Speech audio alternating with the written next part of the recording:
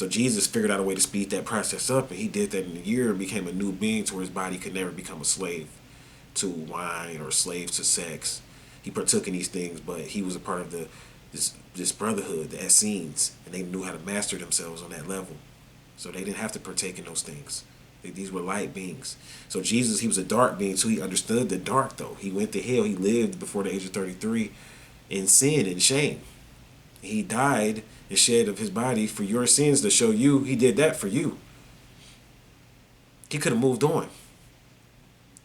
But he did that and came back and rose from the dead as a new being to show you that you can live a new life in this life. You don't have to die. He said, thy kingdom come, thy will be done in heaven as it is on earth, or on earth as it is in heaven.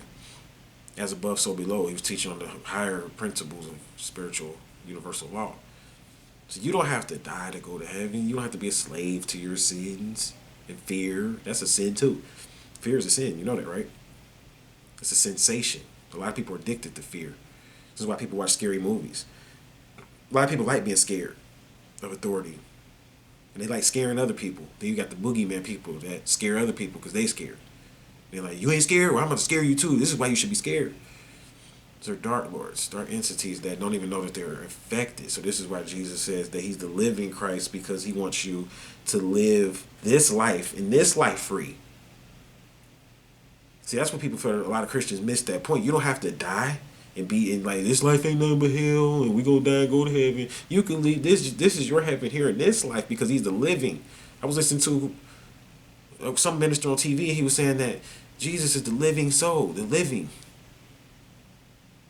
soul, or the living Christ, the living God.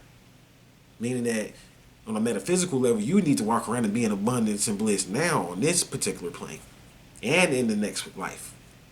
That's what a lot of Christians miss out on.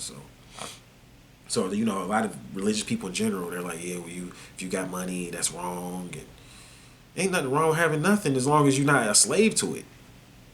Money's an exchange. Jesus was rich. I was hitting that point earlier and just hitting so many points, but Jesus, he walked around and did his thing, but he was rich. He moved around as a nomad, but he had a pretty large tribe. You need to get this book called, I'm going to say this and I'm shutting down. You need to get this book called Jesus, The Last of the Pharaohs by Ralph Ellis. That's a great book. It's going to show you how the prophets was like almost billionaires. So Jesus came from a long line, man. That can trace itself. All the further you can trace yourself back, the more you get. Remember, I talked about that on the metaphysics of royalty. So I'm gonna go ahead and shut down. I could talk about Jesus all day.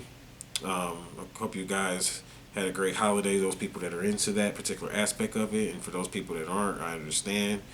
This channel, like I said, is just my opinions and views, and me stating what I believe is the facts, without a shadow of a doubt. So I'm like your spiritual lawyer or your spiritual detective or something. Like, how we use astrology and New Age science and teachings to enlighten and uplift fallen humanity.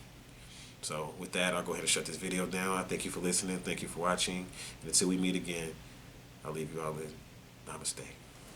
Hotep. Wadu.